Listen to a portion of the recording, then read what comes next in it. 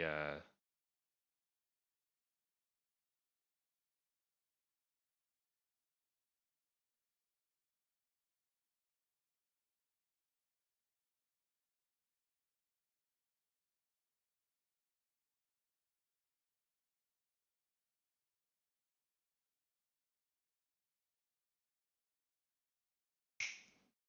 Okay, there we go. That's better. Apologies for the wait. Hithrock, can you say something quickly? Make sure that yeah.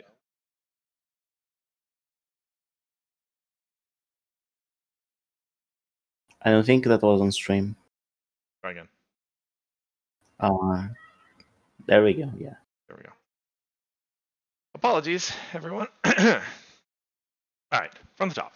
Hello, everyone. Welcome to Meticulous Talks for August 29th. I am Chris Accords. And I'm Hithrock. And we are back after 4 weeks since the last time we streamed. We had the a little tournament happened in the meantime. Very little. No, not important at all. And we're going to talk about it today. We're going to keep things relatively short and sweet this week, or at least try to, as in about 90 minutes is going to be the first casual afternoon, or, well, period. It's in the morning on the West Coast, actually, but whatever, over on the PCG Discord, so we'll try not to keep you if you're looking forward to that. Otherwise, go through the top 8 decks and answer any questions and go through the format for the tournament that we're putting on. Yep. I'm pretty excited about, honestly. So, let us get to it. Now you...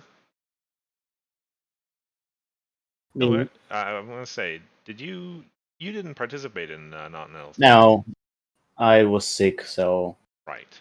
I wasn't in the condition to play. Right, you were sick. I remember now, yes. I played. Played the only control deck there? I think, probably. I don't think any of the other lists here count. And had a pretty good time. Tempest Pink White is still works just fine. Reminded me a lot of how things used to be back in the good old days of Marks and Time and Defenders of Equestria. Yeah. I like control of those days. But the tournament belonged to aggro, belonged to yellow, belonged to growing confidence more than anything else. We'll get to that. Yeah. I think Leo was also playing control. It's purple, pink, white. Oh, that's correct. Yes. Well, it doesn't have white and Jasper. Oh no, it has tender taps Yeah, and yes, bodyguards. Yeah. A little bit of white, yeah. I forgot about that one. Okay, but we are only going to cover the top 8 decks, the ones that made the cut. And that starts with Max's Animator.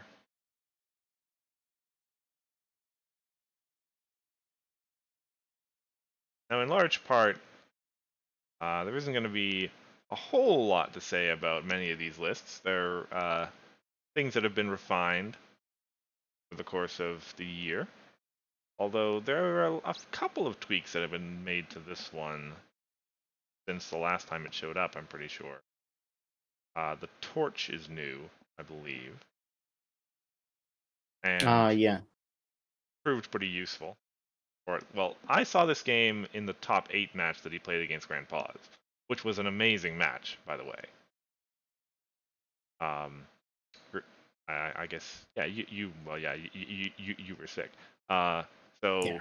it was well, yeah, Grandpa's was playing yellow-blue, of course, and he managed to get both of his Yonas out in like the first 4 or 5 turns, which Oh, would normally be a death sentence against this deck, basically. But Max managed to find all 3 of his golden parachutes and keep his stuff online long enough that um, it essentially just turned into an aggro match. yeah. And DP barely managed to pull it out. But it was some really tense stuff in those early games. And Torch was really important in that match. It gave him Torch plus Luna were able to essentially take those Ionas off the field without actually taking them off, but made them not Yeah. as neutralize them. I think mist mains are also new. Um, I'm not yeah. sure. Let me see. Mist mains weren't in the deck in the his continent, like from the last Continentals, but it was also previous core. So Yeah, let's look in the archives here. I think this deck, the last time it had seen play before, was the list that got banned.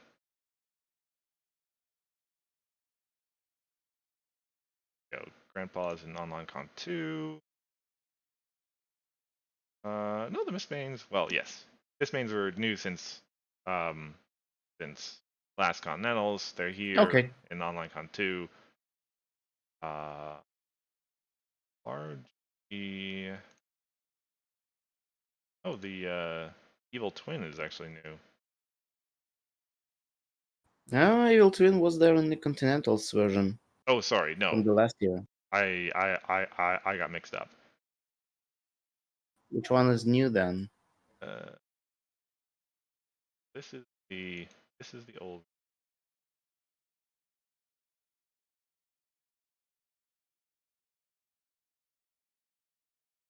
Maybe it's just variation. Okay. Well, turns out sticking a bunch of big things in the field is still really good. At least like good enough that makes it into top 8. Yeah, absolutely.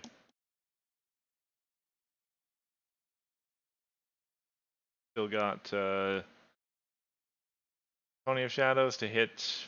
Well, yeah, some giant thing, and um, yeah, that style of landing really any one of the tricorns. Cadence Mm-hmm. slightly less so, but still excellent. Um, Cadence is really good against some matchups. Like, that event tax is pretty big. yeah.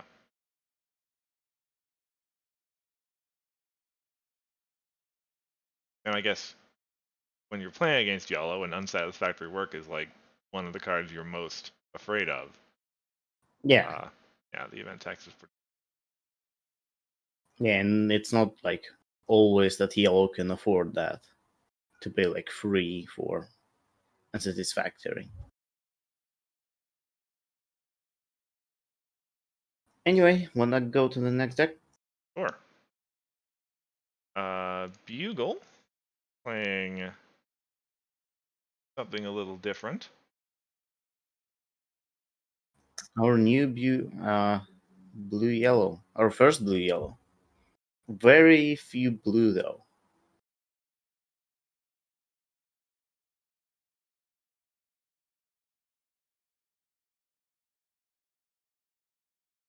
You know?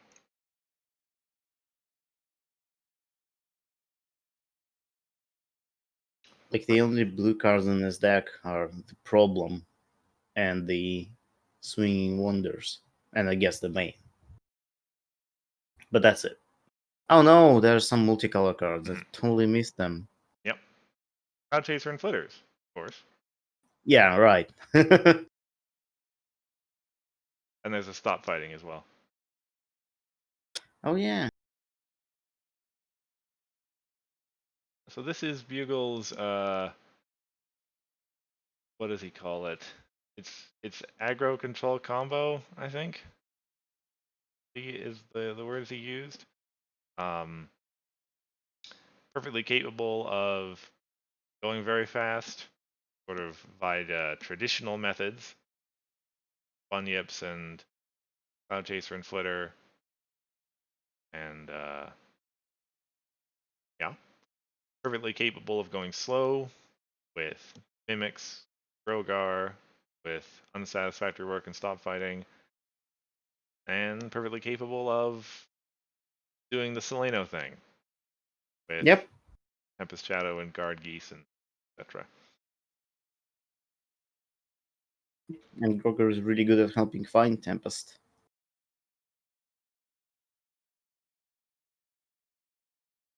Interesting card is Terramar. Oh, Never seen him as a good card. was about to say that. Yeah, I don't think last time Bugle played this deck did he have Terramar in? Played it in. He actually didn't play it. Maybe he wanted Calming because that's one of the best cards with Calming, probably. True. Yeah. And Calming can really take some people off guard. Like, oh, go to score phase, confront. No, your friend has 1 power, not 3. Versus the last time he played the deck, he essentially put Terramar in instead of Canterlot Citizen.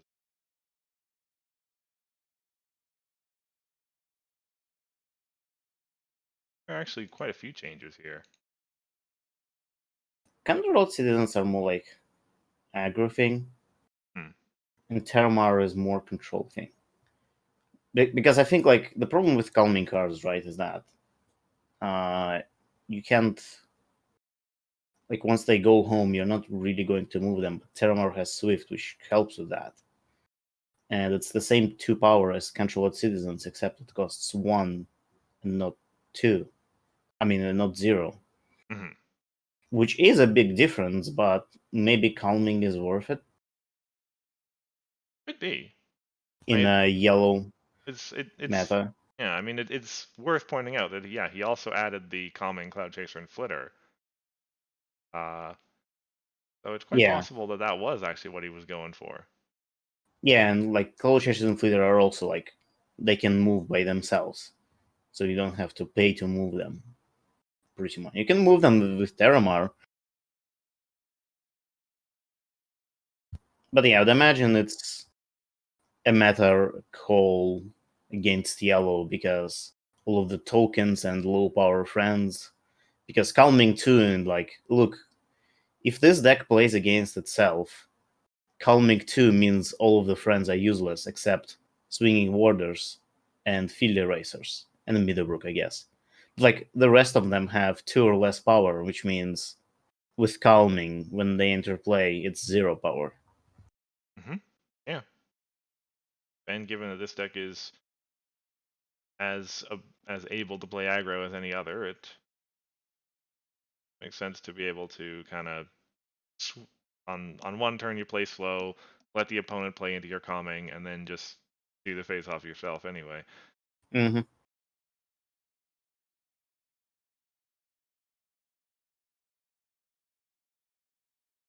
So yeah, At the tournament, calming is interesting. uh,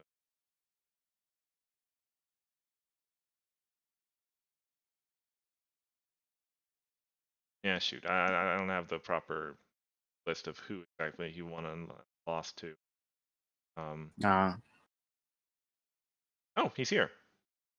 yeah, Beagle says that he drew 1 Terramar the entire tournament and never had a good time to play him. Oh. That's a shame. But is my speculation correct on why he was included?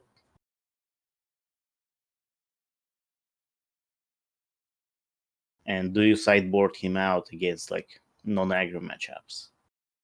Yeah, that seems reasonable. As a 2 of it, probably a sideboard card. Calming against yellow, absolutely. A lot of sense. That fair point. what non-aggro matchups. Okay, next deck. Next deck, sure. Next deck is Smithers. Speak of the Oh Devil. no. Oh yeah, Smithers. Smithers, yes. What non-aggro matchups? Fluttershy. But not that one. Not that one, absolutely. One who is still legal. For now. For now, yeah. Funnily enough, I mean, well, seeing both the Cloud Chaser and Flitters again, presumably Smithers had the same idea, throwing in the calming 2 of as a little bit of tech against the blue-yellow meta. Well, in this case, they also move for free, and since they're Pegasus, they might have more than 2 power, so it's more than just that, I think. But at the same time, because they don't say printed power, and things like Shoeshine tend to have more than 2 power. Their ability can all this power can screw up the math with that ability sometimes. Fair point, yeah. In general, you'd expect almost all the Pegasi in this deck to have more than 2 power because of Chillax and the way that they work. But that still leaves you with Bunyip and Yon, I suppose. And Brian, I guess, but I can't really imagine paying 2 to move Brian. Well, if you're playing Hanging Wonders and want to proc your 2 on the team, Yeah, that's like 1 extra power. Which is not nothing, but still. yeah, not nothing. Far more likely to do it with Yona or yeah. That's sad seeing Cloud Chasing Flitter as a 2 off. It's probably also like a sideboard card in this deck. Against decks that don't exist.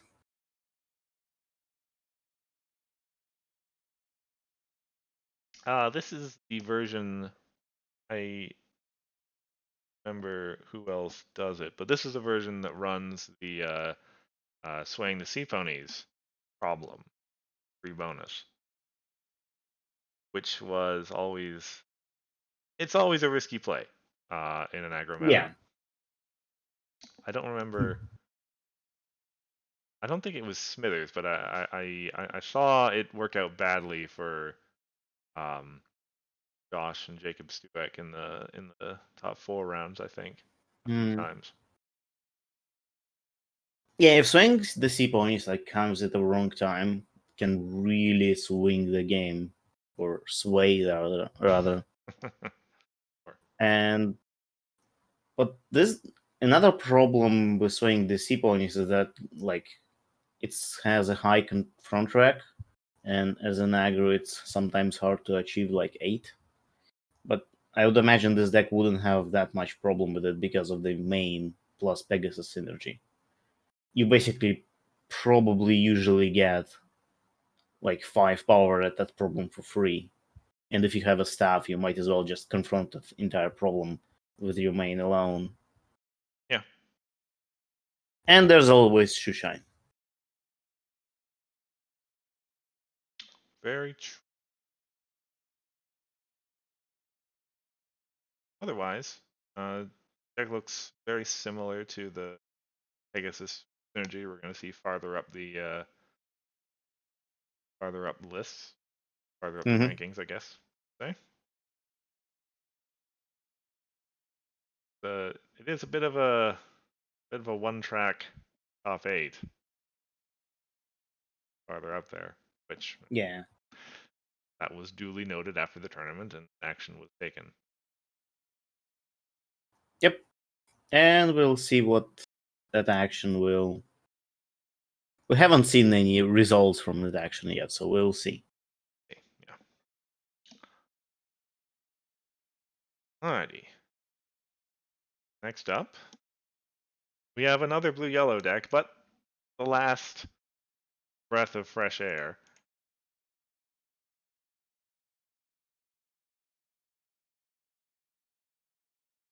I just changed that out. The active scene. Oh well.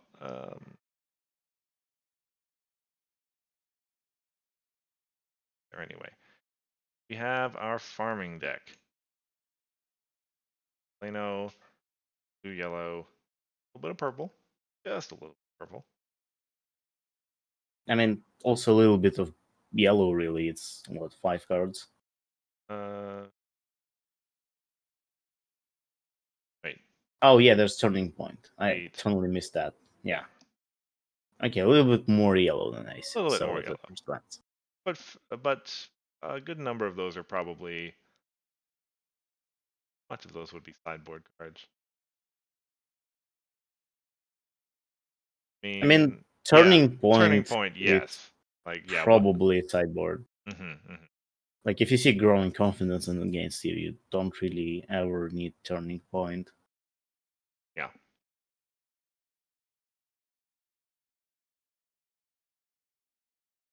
But this is what farm looks like these days. From our last sort of farming specialist who plays in core, Sundial, and Yep. I'm working with Seleno rather than a relatively, well, formerly a relatively non-traditional farming main. He has no built-in increased power or built-in face-off tricks. Mm-hmm. But she does have the benefit of those early points and synergy with Tempest. We can do the Yep. same Grogar Tempest tricks that Bugle pulled in his deck. And having free rec from the get-go is pretty nice. Yeah, yeah. He has the other benefit that all farming decks like of being very trivial to flip. Yeah. Like, if you change this deck to use, like, Ram-Dash Wonderbolt, right? You have this entire problem. Oh, but how do I confront my first problem? And Selena makes it really easy for you. Even though she doesn't give you the benefit that Wonderbolt would give you. It's the one that gives +2 to flips. Yeah. I'm. Oh well. Yeah. +2 to flip cards. Got to confront a problem to flip her over. Mm-hmm. But truthful enough, in core these days, what with Flash Magnus to Shield and Daybreaker and Staff and Spooky Ruins in this deck too, there's enough ways to help out your farming main that you don't need uh, um, Ambassador Rainbow Dash or Applejack anymore. Yeah. Not to say that Applejack wouldn't play if she was in meta, but still. I'd probably personally run Ember over Flash Magnus Shield, given how fragile resources are. Because you'll never really want to have, like, Staff and Flash Magnus Shield at the same time. True. Because losing them both kind of suck. But if you had Ember, given that pretty much nobody played Control,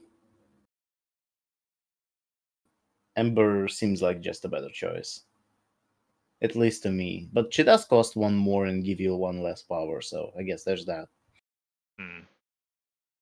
Like, I guess one thing about it is right now, your Pony of Shadows. Well, I mean, Ember's not an awful card to hit with Pony of Shadows. All of these other cards, though, are basically like in the scenario where you've got 2 troublemakers out, and Yeah. you're you defeat your Pony of Shadows. Basically, all of these other cards will allow you to challenge the other one and probably win. No, not Tempest, Well, I guess. so does Ember. Well, yeah, that's the thing. So does Ember. So yeah, probably a fair point. Good.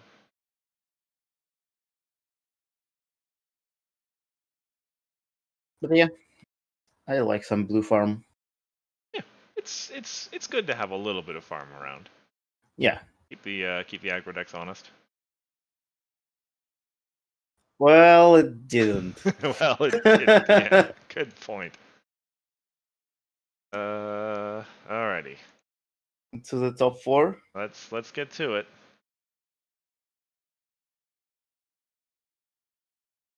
Oh, I see. That's. Oh, thank goodness. We've actually been. I've got the Reddit post here, and I've actually just been walking up the Swiss results. Yeah, but they're the same order. The Yeah, all except for the top four. So let us. Oh wait, no, wait. Uh, well, yeah, top four is a little bit a little bit mangled different. because, but Make sure I get the right deck here. Okay. Not that anyone can tell the difference between these top four decks anyway, right? nope.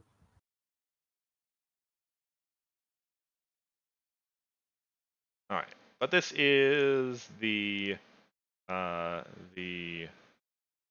non-Pegasus version, I believe.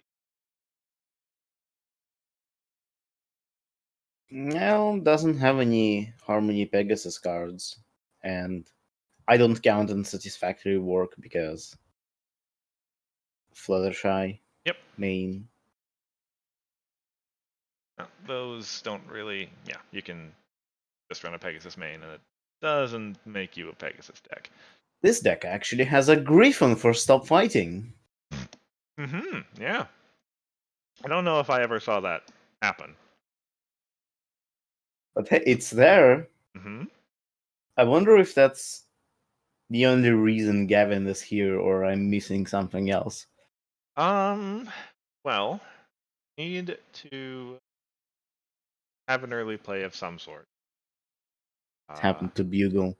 Yeah, I guess he is the like color entry, but you could like run motivational speech for one less AT. Yeah.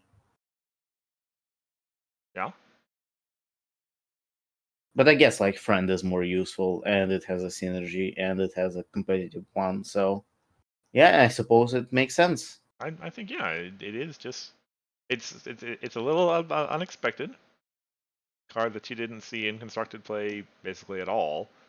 Uh, even back in Friends Forever, Griffins weren't Mm-hmm. really a thing back then. Uh, but does fit the bill pretty well. And given that your deck's going to be playing Stop Fighting anyway, because you need as much disruption as you can get, why not just throw a Griffin in there? Beagle says it happened to him and mauled him. I mean, well, who expects that, right? Actually, see a Griffin come into play and trigger the Stop Fighting. Yeah.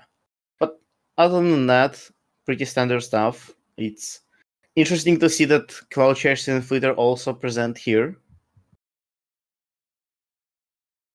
And here you actually will get way more triggers because a lot of cards have 2 power and probably won't have more power than that. Yeah, there's the potential for the Philly Racer stuff, but Yeah. that's much easier to work around if you want to get two on the team. Mm-hmm. And of course, wait a second. This is trigger ordering, and it always screws me up. Cloud Chaser and Flitter care about the friend's power when it arrives at its destination or when it leaves its course. Pretty sure when it leaves. Okay. Let me check that. Yeah. Because the most normal situation is, of course, double face off happens. Your friends are, your Philly racers are at home, and they're probably going to stay. That version's probably going to stay at home because you're going to exhaust it for the Now, when it arrives. when it arrives. Okay, yeah. So that works perfectly then. If you moved your Rainbow Dash, yeah, one of your Pegasi that was at home with a Philly Racers, when it arrives, you'll still get the trigger. Yeah. Or you could move Philly Racers away. Yeah, that would also work just fine. And since they themselves have 2 power that would also trigger Cloud Chasing later. Either way, other than that, I think pretty much everything is pretty standard. You have your dilemmas, you have your control tools, you have your Middlebrooks. Yeah, that was. Sorry, go ahead. Yeah, I just wanted to point out that Fluttershy Growing Confidence was banned, but we saw way more Middlebrooks than Fluttershy's. Just saying. Just saying. Man, yeah.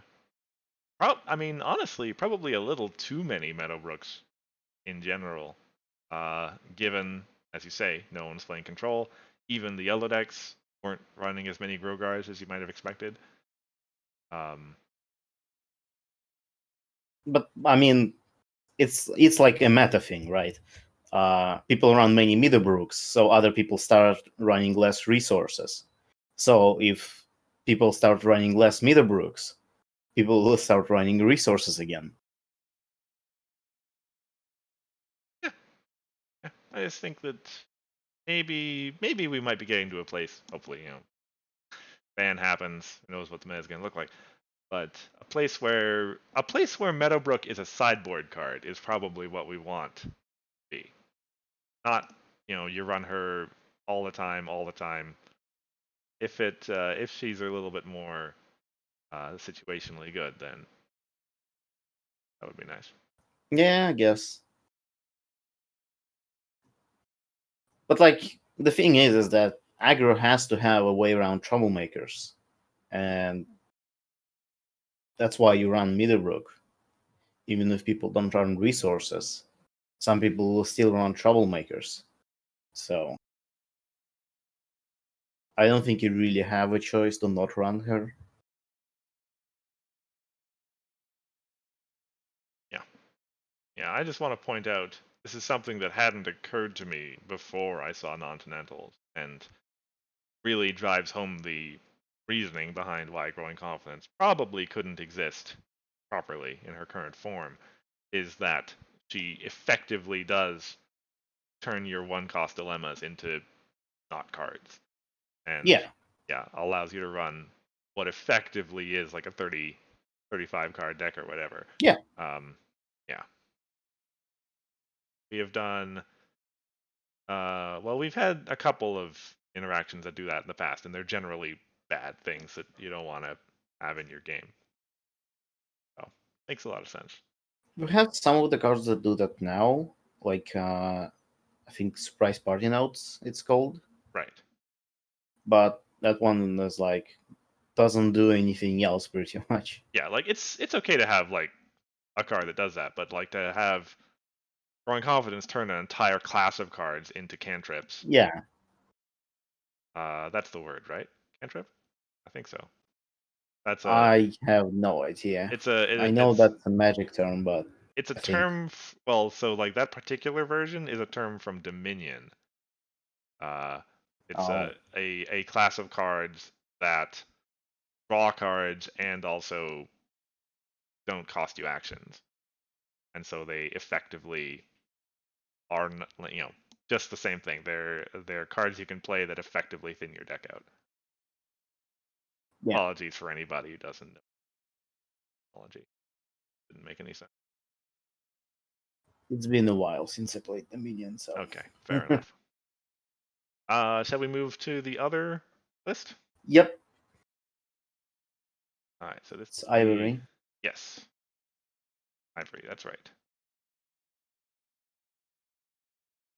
Effectively, it's the Sim version versus the uh, Josh and Jacob Stewart version. I don't. Is there any difference between their lists in general?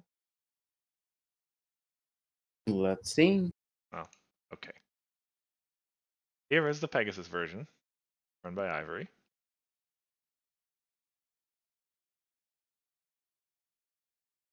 Saw a lot of this on stream. Well, yeah.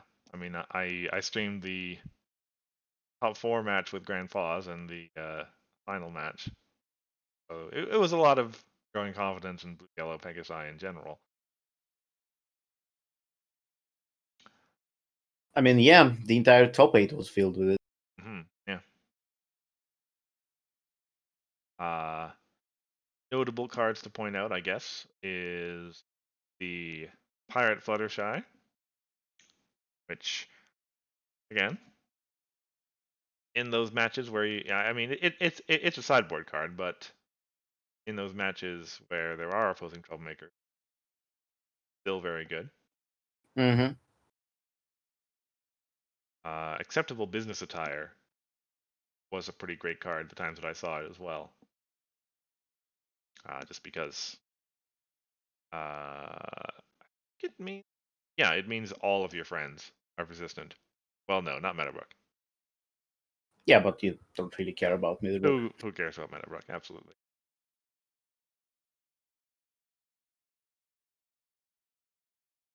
And the rocket scooters as well. I hadn't thought before, but like considering chillax and bulk biceps, rocket scooter is just an amazing amount of tempo when it hits the field. Yeah, free Pegasus tokens can be 9 power if you try hard enough. Or more. Depends on how many chillaxes or field erasers you have. It's kind of good, kind of good.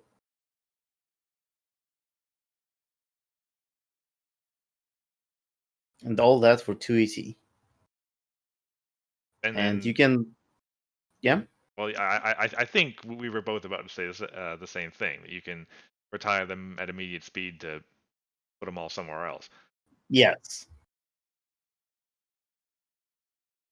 You'd have to dismiss your resource though, but you can like dismiss your own fire or Well, you just itself if you really yeah have to.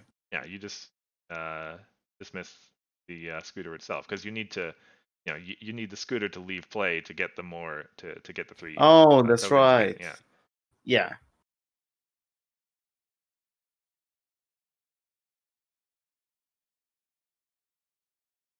But still. That's good stuff. Yeah. The slightly different quantities, I think, than the other list, but functionally the same for dilemmas across the board. Mm-hmm.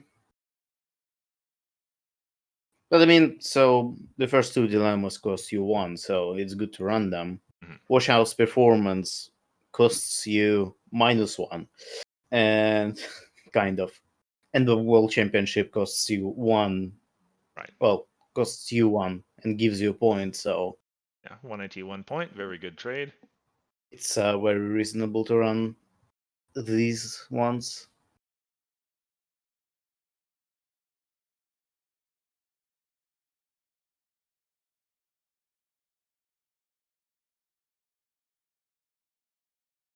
And let me just look at the problem deck to see.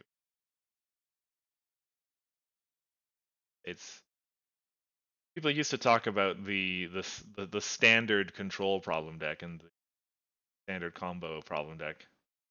This is looking like, I don't know if there is a standard aggro problem deck, but it's probably pretty close to it.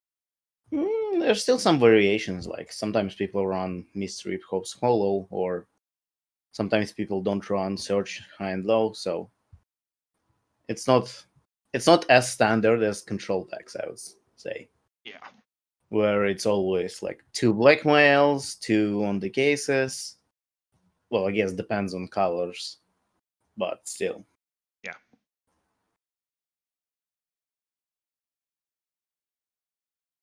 All right. Yep. I Uh, think the top 2 decks were completely identical to these two. yeah. GP ran exactly the same deck as Ivory, and Jacob ran exactly the same deck as Josh. Yeah. And so, like, put them together. I was doing right. Put them together.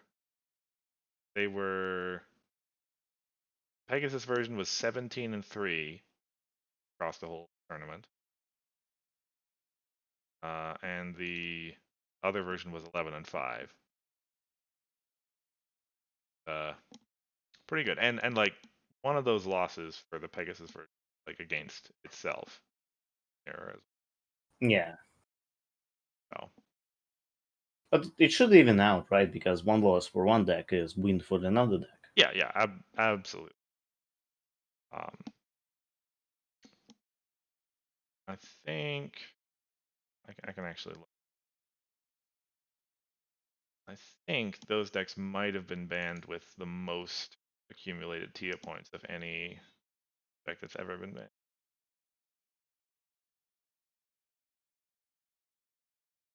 But we also have never seen one deck take over the entire top four, Yeah. and similar decks also being in the top eight. Uh, Even with like BRB from last, not last year, but like the year before that, 2018, it still was like split in half. It was half BRB and half Chaos Control. mhm.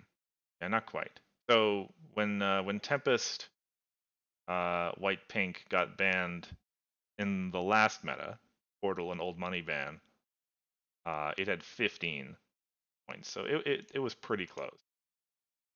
Yeah, And then in Harmony,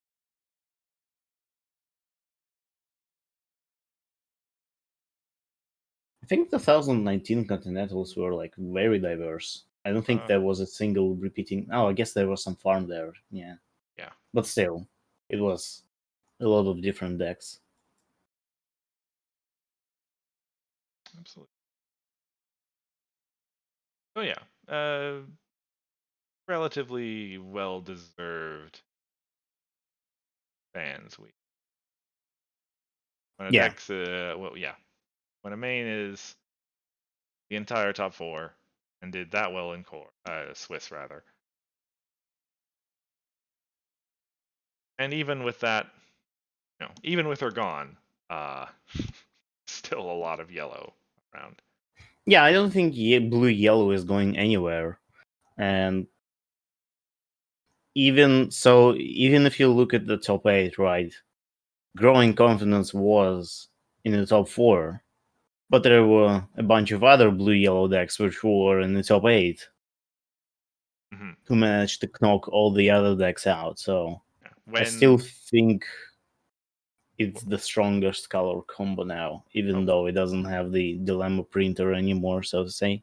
yeah, when blue yellow is the highest finishing aggro deck, and the highest finishing farm deck, and the highest finishing combo deck, depending on whatever you want to call Bugle's Yeah, list.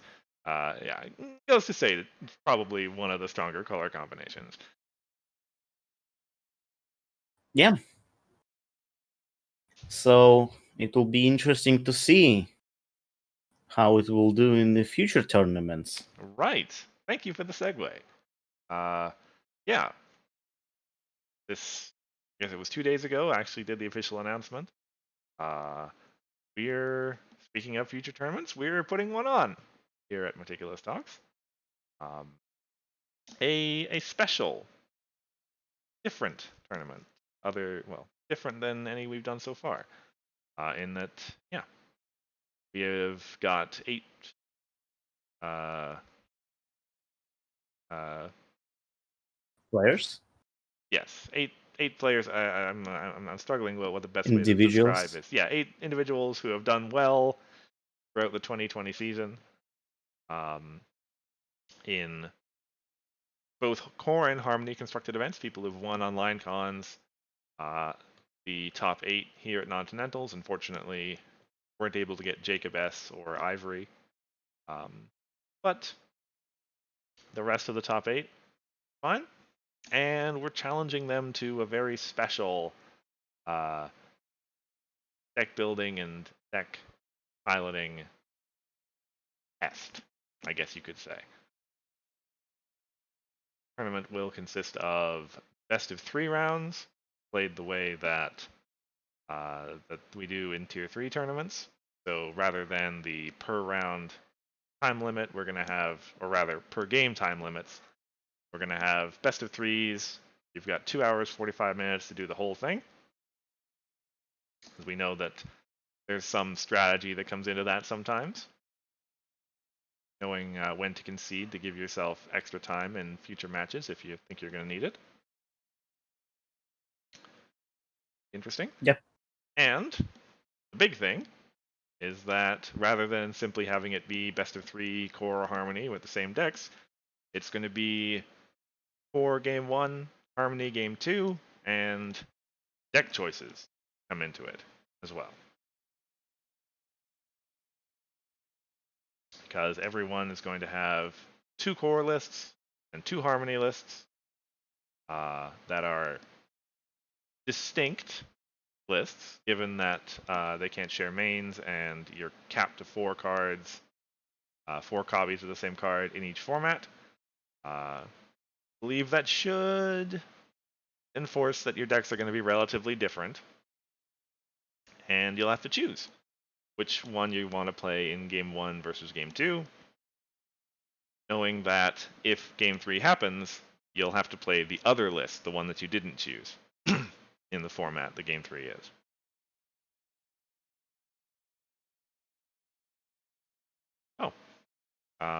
Yeah, and the other thing that's great about it is that we're going to be conducting it over the course of 2 months. So rather than everyone getting together on one afternoon, we're going to schedule the games whenever they're convenient for each of the players involved and record all of them and stream all of them so that everybody out there gets to watch every match with commentary, which I hope should be good entertainment. So will the results of the tournament be available during, like, as the games go, or only when the actual streams are happening? I intend it to be the streams will be the sort of announcements of the results. Yeah. Okay. Yeah. I think that's better as well. Mm-hmm. Now that naturally depends on the players being willing to keep a couple of secrets, given that the games might be done long before the streams are aired. But I hope people are willing to keep these things in confidence. Yep. Now, yeah, you're going to be participating, Hithrock, as the winner of, let's see, was it the first online con that got you in? Or whichever? One of them. One of them, yes. And then otherwise, we've got a bunch of players from the results we just discussed. Bugle here in the chat, and apparently already has his decks picked out. So good for you, I guess. Sundial, the guy who played the farm list we just talked about. Max of the Reanimator. Diamond Song was the winner of Vancouver. I know it feels like it was a million years ago, but at the start of the year, she was playing Thorax aggro at the time, I believe. Yeah. Yeah. So that should be interesting. Smithers, and then Grand Pause, and Josh Dueck, otherwise known as Eminently Sensible. Yeah. Did you mention Max? I think so. Max, yes, the Reanimator player. Oh, Bugle giving us a little hint. Something old, something new, something borrowed, something blue. Well, blue is not exactly surprising, I guess. Yeah, I wonder if something blue is also something yellow. It just didn't rhyme. Could be. Yeah, I have no idea what I'm going to play. I'll just figure it out 5 minutes before the match starts. Well, that's fair. You are in an interesting position here, honestly. Am I? Well, because, so this is something that Bugle pointed out to me when I announced the structure, that given that the bracket is public and was made public before people chose their decks, You can yeah, you can think a little bit about who your opponents are going to be and what they're likely to play. and everyone knows that you are a purple guy, generally speaking. Yeah, but that doesn't mean I will play purple. That's the thing. You can fake people out. I'll still have to go through players anyway, so I don't think I can game the bracket too much, or Yeah, anyone can. yeah. Even if you take out your first opponent because you knew who is going to be your first opponent, uh, there are still other players, and you will encounter like 3 out of 8 players. hmm It could be any 3. There's no one that you're guaranteed to not play against. Yeah. All you can do is make educated guesses, I suppose. hmm The same as you can make educated guesses about what the opponent will play. And I like a lot of players there. I expect them to play many different decks, like Grandpa's. What will Grandpa's run? He could run aggro, he could run control, and since there are 4 deck lists, it could be a little bit of all, just like Bugle. Yep. That's kind of the point. I Yep. think it's fair to assume that there's probably going to be a fair amount of yellow. I mean, core being the way it is, I think you're probably going to want to have at least one yellow list. What kind of yellow list it is a fair question. But you probably want to have at least one, I would say. Yeah. Like I was actually thinking about it just this morning, and of course I'm not in the tournament. Um, but if I were, I was thinking I would probably take for core Sundial's farming list, because the great thing about farming is that it's relatively strong generally. The cards it uses are generally different from the cards other decks use to some greater or lesser extent. Mm-hmm. And then with it, I would do like a mono yellow aggro of some sort, because the entry cards are tough ones to share between your decks. So putting a monocolor deck in there makes sense, and yellow is probably the best color to do it with. Yeah, but I think the farming list didn't use that much entry that you would Um, use in the blue yellow. well, yeah, that's fair. Like it used fire and speech, I think. Yeah, but you don't have to use those in blue yellow. True, true. Like I think Josh's deck, or well, Josh and Jacob's deck, were using like 3 fires. That's it. Yeah, I think that's right. 3 fires, yes. And the rest of the entry was friend based. Yeah, but I guess numbers change since the main is different. Mhm. Like if you run Nurturing Nature, you probably need some cards to play to confront the problem. Right. Yeah. And of course, that's just core. I haven't Oh even yeah, thought at all about the 2 harmony lists. Um, good thing I'm the combo player. They usually don't share many cards. Though I guess there are some like staple like Belly Flop or I don't know. We'll see. We'll see. I'll figure it out 5 minutes before sure. the fact. Yeah. So, speaking of, the deadline for deck submission, people here who may be watching this now or on YouTube, is September 11th. Midnight being the midnight at the end of September 11th, not at the start of September 11th. So Midnight in which time zone? midnight Pacific. There we go. Yes. That gives everyone. Well, I think that's the most permissive one. Yeah. Allows someone like Hithrock to go quite a bit into September 12th. Yeah, I can go to sleep, wake up, and then submit it. Mm-hmm. But yes, midnight Pacific time. At which point, once decks are in, they'll all be published and made public, and then players can start coordinating their matches. I'll be on hand to record each of the games, and then starting the Saturday after that, September 19th, Saturday. Yes. So September 11th is a Friday. September 19th is the Saturday afterward, where we will air the first match, which means someone will have to play in that first week. Someone can get it together. And then after that, one a week, every Saturday till the end of October. Yeah, sounds fun. Should be. Yeah. If anyone in the audience has any questions, got several people here. Feel free to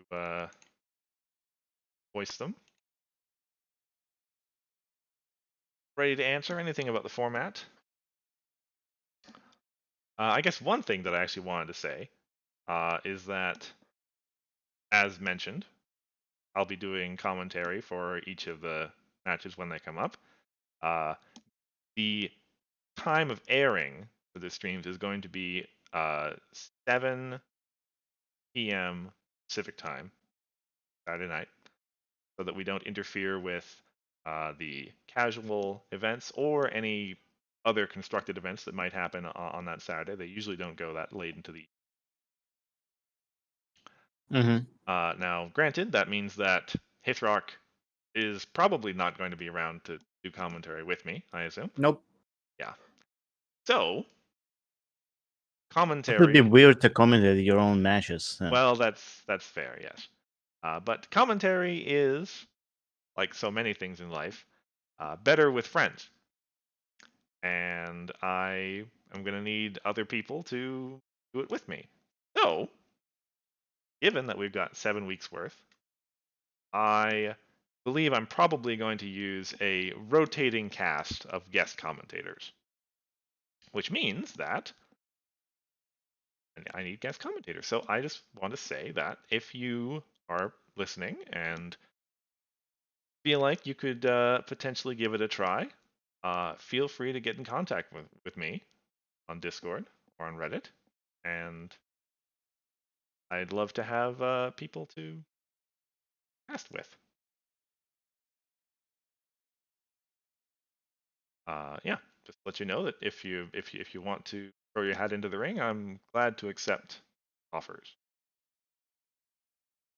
as we try to get this whole thing coordinated September and October. Yep.